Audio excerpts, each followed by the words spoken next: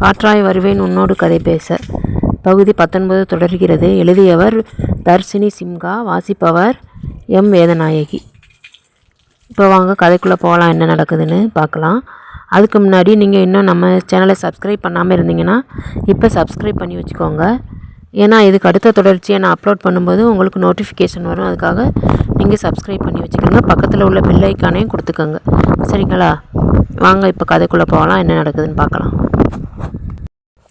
எனக்கும் அவனுக்கும் இப்போ புதுசாக ஒரு கணக்கு முளைச்சிருக்கு மாமா. அதோட மூல காரணம் நீங்கள் சொல்ல போகிறதோட தொடர்பில் இருக்கலாம்னு எனக்கு சந்தேகமாக இருக்குது என்றான் வருண். என்ன மாப்பிள்ளை, ஏதாவது பிரச்சனையா என சாதாரணமாக விசாரிக்கும் தன் தந்தையை விழிகள் விரிய பார்த்து கொண்டிருந்தாள் தாரணி. அவளின் விழி அசைவை கண்டு கொண்டவன் இதழ்கள் இதமாய் பூத்தது. அதெல்லாம் ஒன்றுமில்லை, இனி எல்லா பிரச்சனையும் நான் பார்த்துக்கிறேன், நீங்கள் கவலைப்படாதீங்க.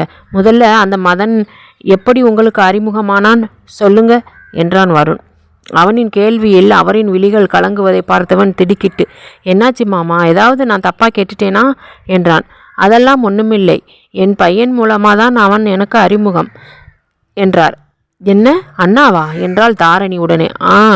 ஆமாம்மா, 4 வருஷத்துக்கு முன்ன ஒரு நாள் உங்கள் அண்ணனோட பிறந்த நாள் அன்னைக்கு அவனோட வீட்டுக்கு வந்தான். இவன் என் கூட படித்தவன்ப்பா, பேர் மதன்னு அறிமுகம் செஞ்சான். அதோட மாதத்துக்கு 2-3 தடவை வீட்டுக்கு வருவான். இந்த மதன் பழக்க வழக்கம் எல்லாம் ரொம்ப நல்லவன் மாதிரி மரியாதையோடு நடந்துப்பான். எனக்கும் உங்கள் அம்மாவுக்கும் அவனோட கேரக்டர் ரொம்ப பிடிச்சிருந்தது. ஒரு 6 மாதம் போனப்புறம் அவங்க 2 பேரும் சேர்ந்து பிஸ்னஸ் ஸ்டார்ட் பண்ண போகிறேன்னு சொன்னாங்க. ஏற்கனவே நமக்கு இருக்க சொத்துக்களையும் பரம்பரை பிஸ்னஸை பார்த்துக்கவுமே நேரம் பத்தலை. அதனால் இது சரி வராதுன்னு தோணுச்சு. அதுவும் பார்ட்னர்ஷிப் வச்சு பிஸ்னஸ் ஆரம்பிக்க இப்போது எந்த அவசியமும் இல்லை. எனக்கு என்னவோ அது சரியாக படலை, அதனால் வேணான்னு சொன்னேன் என்று நிறுத்தினார். அப்பா, நான் அதுவரை அவரை பார்த்ததில்லையே என்றாள் தாரணி. நீ மாஸ்டர் டிகிரிக்காக சென்னையில் இருந்ததால் பார்த்துருக்க வாய்ப்பில்லைடா. நடுவில் நீ 2-3 முறை நீ வந்தப்போ அவன் வரலை. அப்புறமும் படிப்பு முடிஞ்சு நீ வந்த. ஆனால் என்ன நடந்ததுன்னு தெரியலை. இங்கே இருக்க மாட்டேன்னு அடம்பிடிச்சு சென்னைக்கு வந்துட்ட. இருந்தாலும் உங்கள் அண்ணன் உன் மேலே ரொம்ப உயிராக இருந்தான் இல்லையா? என்ன பண்ணான் தெரியுமா?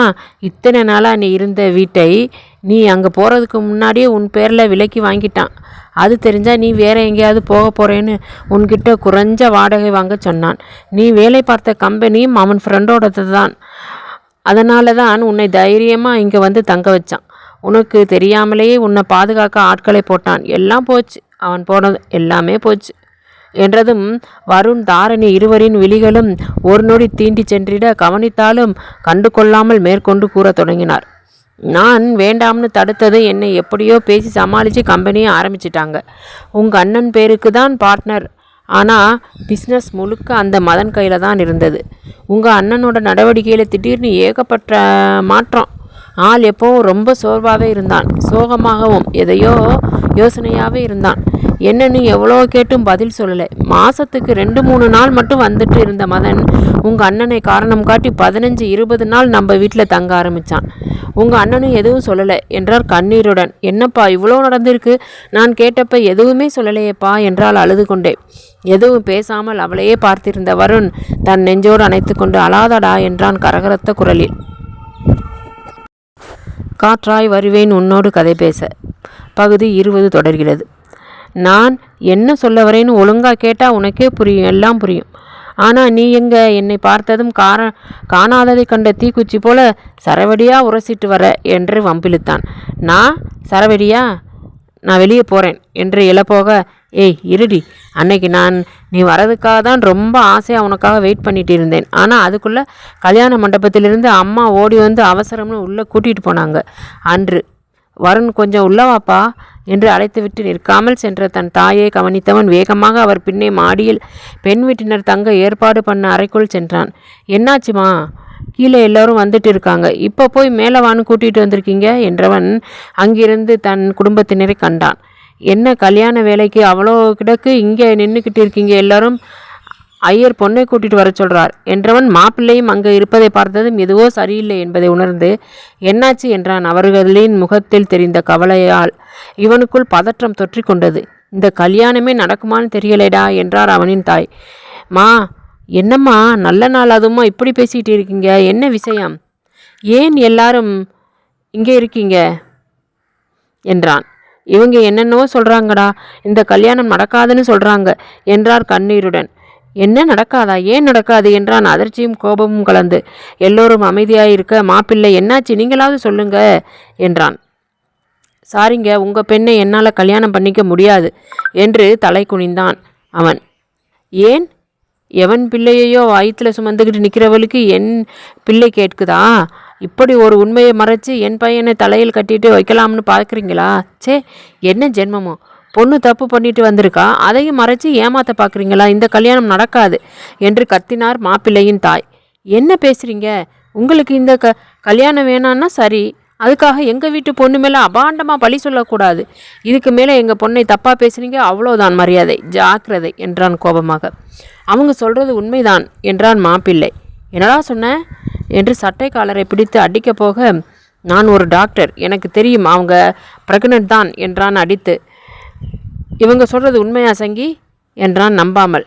அவள் அமைதியாய் தலைகுனிய அவனின் சட்டையை மெதுவாய் விடுத்து, சொல்லு, அவங்க சொல்கிறது என்று அவளிடம் நெருங்கி கேட்டான். ஆமாம் என்று தலையாட்டிய நொடி அவளின் கன்னத்தில் பலார் என்று அறை விழுந்திருந்தது. சங்கீதாமாவின் அம்மா, அடி பாவி, எங்கள் தலையில் இப்படி குண்டை தூக்கி போட்டுட்டியே, பாவி பாவி என்று மாறி மாறி அடிக்க அவளை வலுக்கட்டாயமாக பிரித்தவன் யார் அவன் என்றான் அடக்கிய குரலில். அவர் என்னை ரொம்ப விரும்பினார், வீட்டுக்கு வந்து பேசுகிறேன்னு சொன்னார். ஆனால் ஒரு 2 மாதத்துக்கு முன்னாடி கார் ஆக்சிடெண்ட்டில் இறந்துட்டார் என்று குலுங்கி குலுங்கி அழுதாள். என்ன சொல்கிற என்றான் பெரும் அதிர்ச்சியில். எப்படி சொல்கிறதுன்னு தெரியலை, வருத்தப்பட்டுட்டு இருந்தேன், அதனால்தான் கல்யாணம் வேணான்னு சொல்லிட்டே இருந்தேன் என்றாள். இந்த காரணத்தை சொல்லி நிறுத்தி இருக்கலாமே என்றான் வருண். இவர் என்னை பெண் பார்க்க வந்த அன்னைக்கே இந்த விஷயத்தை சொல்லி என்பதை பிடிக்கலைன்னு சொல்ல சொன்னேன். இவர்தான் எனக்கு உங்களை ரொம்ப பிடிச்சிருக்கு, அதனால் இந்த விஷயம் வெளியே தெரிய வேண்டாம்னு ரொம்ப வற்புறுத்தினார் என்றாள். அனைவரும் அதிர்ச்சியாய் மாப்பிள்ளை பார்த்தனர். ஆமாம், என்கிட்ட சொன்னாங்க, எல்லா உண்மையும் மறைக்காமல் சொன்னது எனக்கு பிடிச்சிருந்தது, அதனால் அவங்களை கல்யாணம் செய்துக்க விரும்பினேன் என்றான். இப்போ ஏன் நிறுத்துறீங்க என்றான் வருண். எங்களுக்கு இந்த அசிங்கமெல்லாம் எதுக்கு? சொல்லாமல் மறைச்சிட்டான். கொஞ்ச நேரத்துக்கு முன்னே உங்கள் பொண்ணுக்கிட்ட பேசிகிட்டு இருந்ததை மட்டும் கேட்கலைன்னா எங்களை ஏமாற்றி கல்யாணம் பண்ணியிருப்பீங்க தானே என்றார். எல்லா உண்மையும் தெரிஞ்சுதானே சரின்னு சொல்லியிருக்கார், இப்படி திடீர்னு நிறுத்தினா எங்கள் பெண்ணோட வாழ்க்கை என்ன ஆகிறது? கொஞ்சம் யோசிச்சு பாருங்க ப்ளீஸ் என்றான் வருண். அதெல்லாம் உங்கள் பாடு, எங்களால் இந்த கல்யாணத்துக்கு சம்மதிக்க முடியாது. எவ்வளோ எச்சில் செய்து தூக்கி போட்ட உங்கள் பொண்ணை ஏற்றுக்க என் பையனுக்கு என்ன தலையெழுத்து? அதையும் மீறி நடந்துன்னா இப்போவே வெளியே போய் எல்லா உண்மையும் சொல்லி அங்கேயே நாங்கள் 2 பேரும் தற்கொலை பண்ணிப்போம் என்றார் அவனின் தாய். அம்மா என்று அதட்டினார் மாப்பிள்ளை.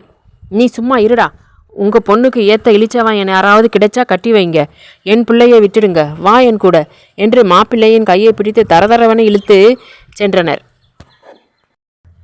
பகுதி 21. இப்போ என்ன பண்ணுறது? என் குடும்ப மனத்தை இப்படி சந்தி சிரிக்க வச்சிட்டாளே என்று சங்கீதாவின் அம்மா தலையில் அடித்து கொண்டு அழுதார். வருணின் தந்தை வருணிடன் நெருங்கி, வருண், இப்போ நம்ம மொத்த குடும்பத்தோட மானமும் உன்கிட்ட தான்ப்பா இருக்கு என்றார். என்னப்பா சொல்கிறீங்க என்றான் ஒன்றும் புரியாமல். இப்போ இவளை ஏமாத்தினவன் உயிரோடு இருந்தால் கூட அவனை இங்கே எங்கிருந்தாலும் தேடி கொண்டு வந்து தாலி கட்ட வைக்கலாம். ஆனால் அவன் உயிரோடவே இல்லை, இனி இவளோட வாழ்க்கையே கேள்விக்குறிதான். அதனால் என்று தயங்கினார். அதனால் என்றான் நெஞ்சம் படபடக்க. அப்படி எதுவும் இருக்கக்கூடாதென்று வேண்டிக் கொண்டே. நீயே நம்ம சங்கீதாவை கல்யாணம் பண்ணிக்கோப்பா என்றார் மெதுவாய். அப்பா, என்ன பேசுகிறீங்க? புரிஞ்சுதான் பேசுகிறீங்களா என்று கத்திவிட்டான். எல்லாம் தெரிஞ்சுதான்டா பேசுகிறேன் என்றார் அவரும் விடாமல். முடியாதுப்பா, சங்கி நான் தூக்கி வளர்த்த பொண்ணுப்பா, அவளை போய் என்னை கல்யாணம் பண்ணிக்க சொல்கிறீங்க? அவசரப்படாதீங்கப்பா, எதுவாக இருந்தாலும் பொறுமையாக பேசி முடிவெடுப்போம் என்று அவன் பேசி கொண்டிருக்கும் போதே அவனின் மாமா வேகமாக வெளியேறினார். அவரை கவனித்த எல்லோரும் அவரின் பின்னே ஓட வேகமாய் பக்கத்து அறைக்குள் நுழைந்து கதவை அடைத்தார். மாமா என்று கதவை தட்டினான் வருண். அண்ணா, தயவு செஞ்சு வெளியே வாண்ணா என்றார் அவரின் அம்மா. ப்ளீஸ் மாமா, ப்ளீஸ், எதுவாக இருந்தாலும் நாம் சமாளிப்போம், வெளியே வாங்க என்றான் வருண். கதவை உடைத்து கொண்டு உள்ளே செல்ல அங்கே மின்விசிறியில் புடவையை மாட்டிக்கொண்டிருந்தார் சங்கீதாவின் தந்தை. ஐயோ, என்னங்க அப்பா என்று கதறிக்கொண்டே அருகில் ஓடினாள் சங்கீதா. மாமா என்று அதிர்ந்து விட்டான் வருண். டேய், என்னடா இப்படி பண்ணிட்ட என்று வருணின் தந்தையும். அண்ணா என்று அனைவரும் அதிர்ச்சியில் கத்திக்கொண்டு அவரை நெருங்கி கீழே இறக்கினர். இனி உயிரோடு இருந்து எல்லோரும் பேசுகிறதை கேட்கறதுக்கு முன்னாடி உயிரை விடுறது உசிதமடா என்றார் கண்கள் கலங்கி. என்னம்மாம்மா நீங்கள் என்று வருண் வேதனையாய் கூற, பின்ன என்னடா பண்ணுவார்? எங்கள் அண்ணன் உயிர் போன பின்னாடி என்னோட உயிரும் சேர்ந்து போன மாதிரி தான் என்றார் வருணின் தாய். மா ஏம்மா இப்படி பேசுகிறீங்க? 2 குடும்பத்திலிருந்து உயிர்கள் போகிறதை பார்த்து உன் முடிவை எடுத்துக்கோ என்றார் அவனின் தாய். நான் கல்யாணம் பண்ணிக்கிறேன் என்றான் நிலைமை கைமீறி போவதை உணர்ந்து. உடனே அவனை மனக்கோலத்தில் கீழே கூட்டி வந்து திருமண வேலைகளை விரைவாக முடித்தனர். எனக்கு அதுக்கு பிறகு அங்கே இருக்க பிடிக்கலை. இங்கே கூட்டிகிட்டு வந்துட்டேன். அவங்க கூட இருந்து உறவை மொத்தமாக முறிச்சுக்கிட்டேன். அப்போலேருந்து இப்போ வரைக்கும் சங்கிக்கு நான் வெறும் கார்டியன் மட்டும்தான். அவகிட்ட உன்னை பற்றி தெளிவாக சொல்லிட்டேன். சங்கிக்கு உண்மை தெரிஞ்ச பிறகு அவளும் அவங்க வீட்டு ஆளுங்கள் கிட்ட பேசுகிறதை தவிர்த்துட்டாள். அவளுக்கு ரொம்ப வருத்தம். உன்னை ரொம்ப தேடினா. என் கூட சேர்ந்து வைக்கணும்னு போய் சேர்ந்துட்டா என்றான் விழிகள் கலங்க. எனக்கு உன் கூட வாழ முடியலைன்னு வருத்தம் ஏக்கம் இருந்தாலும் உன் நினைவுகள் போதுமானதாக இருந்தது. அப்பவும் இப்பவும் என் மனசில் இருக்கிறதும் என் மனசை தொட்ட முதலும் கடைசியுமான பெண் நீ மட்டும் தாண்டி என்றான் வருண். சிட் சிட் என்ன நடக்கக்கூடாதுன்னு நினைச்சேனோ அதுவே நடந்துருச்சு. இதுக்கா இவ்வளோ கஷ்டப்பட்டேன் என்றான் ஜெகன். டேய் டென்ஷன் ஆகாத. டென்ஷனில் யோசிச்சா எல்லாமே தப்பாக போகும் என்றான் அவன் நண்பன் மூர்த்தி. டேய் நான் தான் அவளோட புருஷன். அவளோடு சேரணும். எந்த காலத்திலையும் அவளும் அந்த வருணும் கணவன் மனைவியாக வாழக்கூடாது. என்னோட கனவெல்லாம் ஒன்றுமே இல்லாமல் போயிடும். அதனால் நான் சொல்கிறபடி செய் என்று தன் திட்டத்தை கூறவும் அரண்டு போன மூர்த்தி, என்னடா இப்படி முடிவெடுத்திருக்க என்றான் அதிர்ச்சியாய். வேற என்ன பண்ண? இப்போ இருக்கிறது இந்த ஒன்று தான் வழி என்றான் ஜெகன். சரிடா, ஆரம்பத்திலிருந்து உனக்காக எவ்வளவோ செஞ்சிட்டேன், இதையும் செய்கிறேன் என்று வெளியேறினான். என்கிட்ட இருந்து தப்பிக்கவே முடியாதுடி. உன்னையும் அவனையும் பிரிக்கிறது தான் என்னோட அடுத்த வேலை என்று கோபமாக அங்கிருந்து பூச்சாடிய கீழே தள்ளிவிட்டான் ஜெகன். வருண் கூறியதை கேட்டதும் அவன் மேலே இருந்த அன்பு மேலும் கூடினாலும் முழுவதுமாய் உடனே அவனை மன்னிக்க மனம் ஏற்றுக்கொள்ளவில்லை தாரணிக்கு. வருண் பேச வாயெடுக்கும் முன் அவன் கைபேசி ஒலிக்க, 1 நிமிஷம் இதோ வரேன் என்று வெளியேறினான். அவளும் அங்கேயே இருக்க விரும்பாமல் வெளியேறியதும் குழந்தையின் அழுகுரல் பக்கத்தில் இருந்த ஒரு அறையிலிருந்து வரவும் வேகமாக அந்த அறையை நோக்கி நடந்தாள். அங்கே உள்ளே நுழையவும் கண்ட காட்சியை அப்படியே உறைந்து நின்றாள்.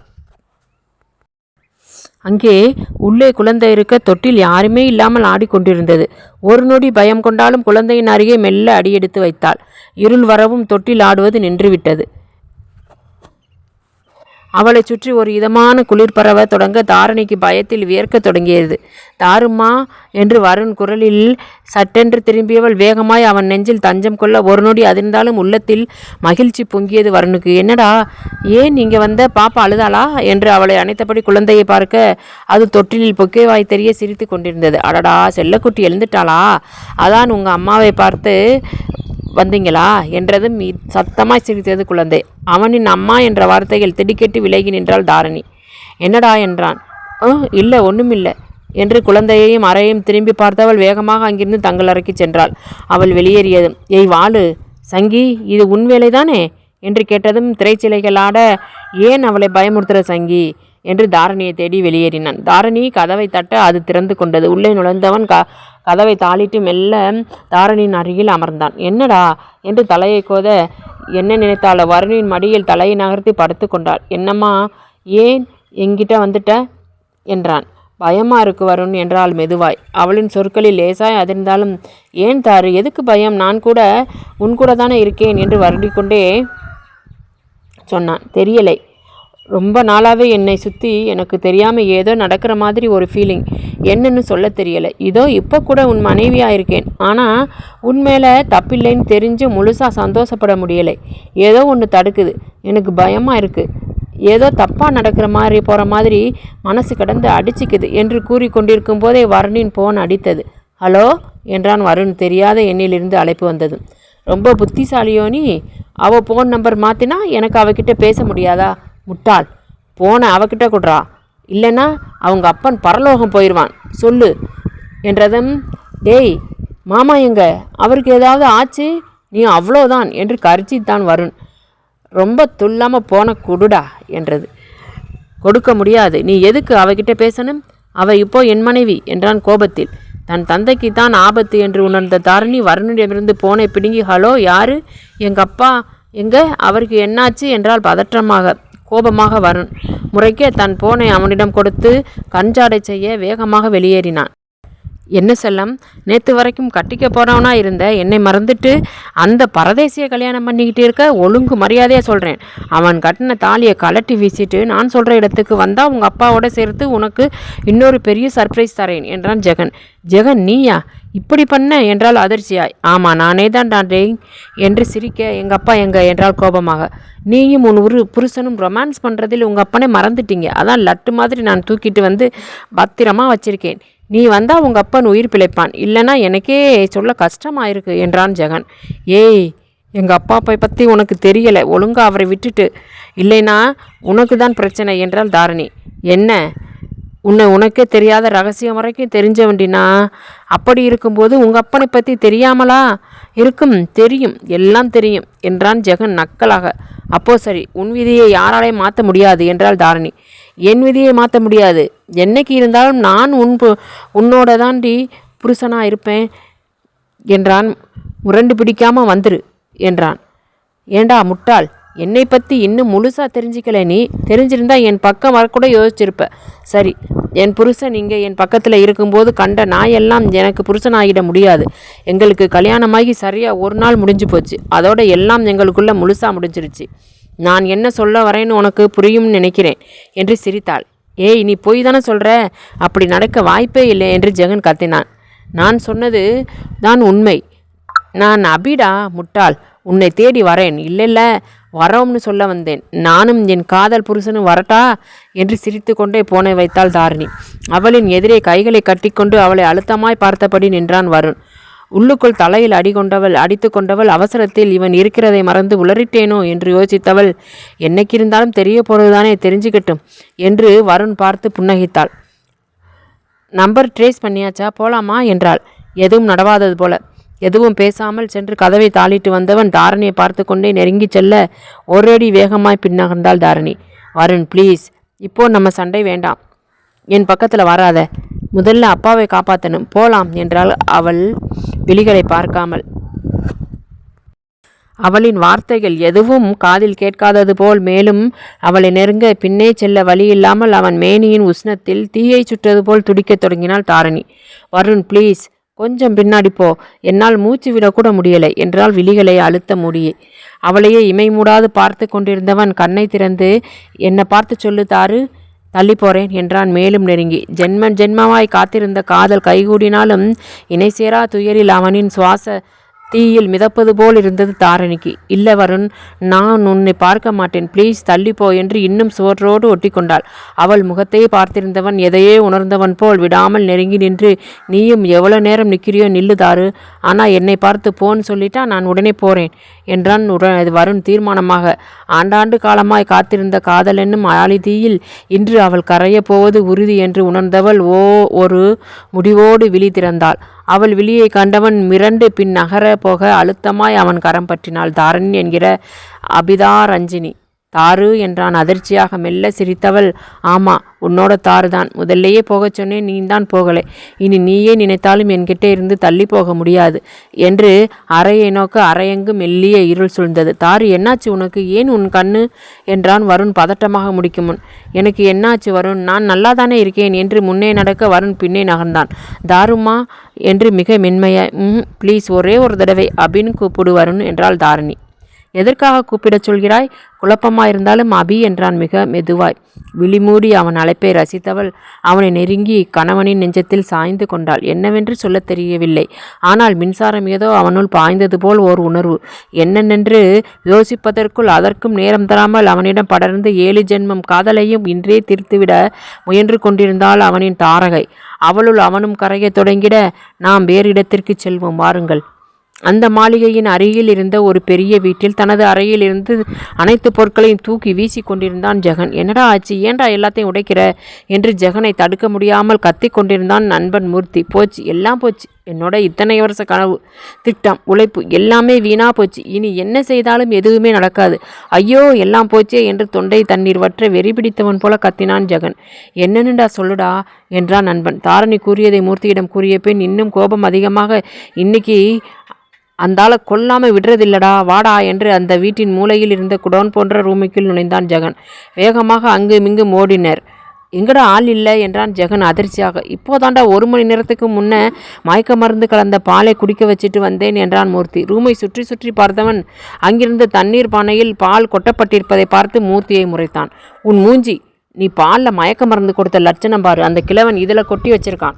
எவ்வளோ துமீறி இருக்கும் அவனுக்கு. ரொம்ப தூரம் போயிருக்க முடியாது. எங்கே போயிருப்பான்? அவன் சாவு என் கையால் தான்.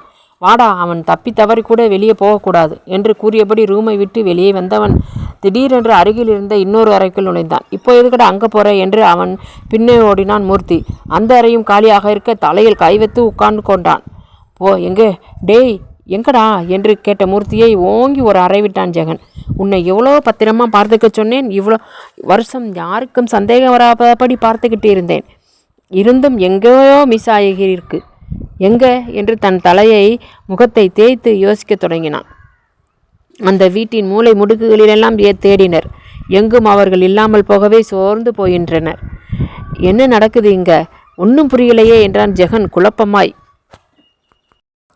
தன் நெஞ்சத்தில் உறங்கும் மனைவியை ஆசையாக பார்த்து கொண்டிருந்தவன் மனதில் பல கேள்விகள் ஓடிக்கொண்டிருந்தன. எதை பற்றியும் யோசிக்காமல் தூங்குவரன், உன் கேள்விக்கெல்லாம் அப்புறம் பதில் சொல்கிறேன் என்று இன்னும் தன் முகத்தை அழுத்தி கணவனின் நெஞ்சத்தில் இதழ் பதித்தாள். இதமானவளின் இதழ் முத்தம் மெல்லிய வருடலாய் தோன்ற அனைத்தையும் தள்ளி வைத்து உறங்கத் தொடங்கினான். 3 மணி நேரத்திற்கு பின் ஒலித்த அலைபேசியின் ஒளியில் விழித்த வருணின் பார்வை தன் காதல் மனைவியின் மீது விழ வெகு நாட்களுக்கு பிறகு உறங்கிய நிம்மதியான உறக்கம் என்பதால் ஓர் ஒளி வீசியதில் புன்னகை மிளிர்ந்தது. இவன் மனசுல என்னதான் இருக்கு என்று புன்னகையுடன் புலம்பிக் கொண்டே அலைபேசியை எடுத்து காதில் வைத்தான். ஹலோ என்றதும் எதிரில் இருந்தவரின் குரலில் பரபரப்பானான். மாமா, எப்படி இருக்கீங்க? எங்கே இருக்கீங்க என்றான் பதட்டமாக. அவனின் பதட்டமான குரலில் எழுந்த தாரணி அப்பாவா என்றால் மெதுவாக. ஆமா என்றவுடன் வாங்கி, அப்பா நீங்க சேப்தானே என்றாளா அலட்டலாக. எல்லாம் நம்ம பிளான் படிதானே நடந்தது தானே அப்பா, நீங்க போன காரியம் என்றால் கரகரப்பான குரலில். எதிரில் என்ன கேட்டதோ கண்ணீர் ஆராய் ஓடத் தொடங்கியது. நான் வரேன் என்றால் உடனே. இல்லை, எங்களுக்கு எதுவும் ஆகாது. என்னை மீறி அவரை யாரும் தொட முடியாது. நான் இன்னைக்கு நைட்டு இங்கே இருக்கேன். பாத்திரம்பா, என்ன நடந்தாலும் வெளியே வரக்கூடாது என்றால் உறுதியாக. சரி, இதோ வரேன் என்று வருணிடம் கொடுத்தாள். மாமா, என்ன நடக்குது இங்கே? எனக்கு ஒரே குழப்பமாக இருக்குது. எதுவும் புரியலை என்றான் வருண் குழப்பமாக. சரி மாமா, நான் பார்த்துக்கிறேன் என்று போனை வைத்த பின் தாரணியை பார்த்து ஒற்றை புருவம் உயர்த்தி பதில் கேட்க, நீ எவ்வளோ ஸ்டைலாக கேட்டாலும் அங்கே போய் தான் பதில் கிடைக்கும். போலாமா என்று எழுந்து கொள்ள வருண் இழுத்த இழுப்பில் இரண்டும் மீண்டும் அவன் மார்பிலே பூங்கொத்தாய் விழுந்தாள். வருண் என்று புன்னகையோடு விழிகள் உருட்ட, உனக்கு முதல்லையே ஏதோ தெரிஞ்சிருக்கு, அதனால் உனக்கு ஒன்றுமில்லை. ஆனால் எனக்கு எதுவும் தெரியலை. நீ இவ்வளோ வருத்தப்பட்டேன்னு வார்த்தையில் சொல்ல முடியாது. அதுக்கு பனிஷ்மெண்ட் தரணும் என்று மீண்டும் அவளை வஞ்சிக்க தொடங்க நேரம் நீண்டு கொண்டே போனது. வருண், உன்னால தான் லேட், போ என்று அவசரமாக தலையை வாரிக்கொண்டு கிளம்பினாள் தாரணி.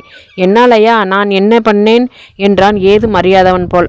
என்ன செய்யலை என்று இடையில் கரம் வைத்து முறைத்தாள். செல்வா, நாம் எங்கேயோ போகணும்னு சொல்லிட்டு இப்படி நின்னாய். எனக்கு போகிற மூடே இல்லை இப்போ என்றாள் குறும்பாக. நீ இப்போ என்னிடம் சாவடி வாங்க போறடா என்று வெளியேறியவள் குழந்தையின் அறைக்குள் வர அங்கே தன் தாயை கண்டதும், அம்மா சாப்பிட்டீங்களா என்று புன்னகைத்தாள். சாப்பிட்டேன்டா என்று புன்னகைத்தாள்.